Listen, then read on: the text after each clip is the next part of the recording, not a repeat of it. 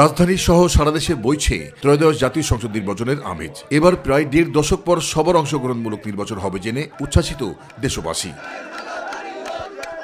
নির্বাচনকে নিরপেক্ষ করে গণতন্ত্রের অগ্রযাত্রাকে সফল করার আহ্বান জানিয়ে সাধারণ মানুষ বলছেন, এবারকার নির্বাচন গত ১৭ বছরের ইতিহাসে রেকর্ড হবে।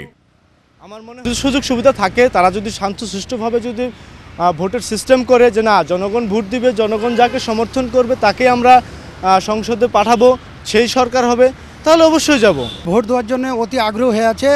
১৭ বছরের রেকর্ড এবার ভেঙবে আমি আশা করি। জনগণ ভোট দেওয়ার জন্য খুবই আগ্রহী এবং উৎসব পরিবেশে ভোট দিবে এবার, এটা আমার বিশ্বাস।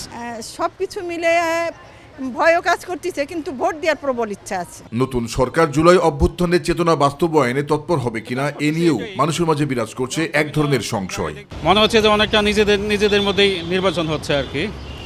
তারপরেও আমি যেটা আশা করি এবং বিশ্বাস করব যেন সুন্দর সুষ্ঠুভাবে একটা নির্বাচন হয়। যারা নতুন প্রজন্ম ১৭-১৮ বছর যারা ভোট দেয় না, তারা অনেক অধীর আগ্রহ আছে ভোট দেওয়ার জন্য। দীর্ঘদিন মানুষ মুখিয়েছিল তাদের কাঙ্ক্ষিত প্রার্থীকে ভোট দেওয়ার জন্য, কিন্তু এবার ত্রয়োদশ জাতীয় সংসদ নির্বাচন সংগতময় হবে নাকি শান্তিপূর্ণ তা নিয়েও মানুষের মধ্যে রয়েছে দ্বিধাদ্বন্দ্ব। জাহিদ আহমেদ, বাবু, মাই টিভি, ঢাকা।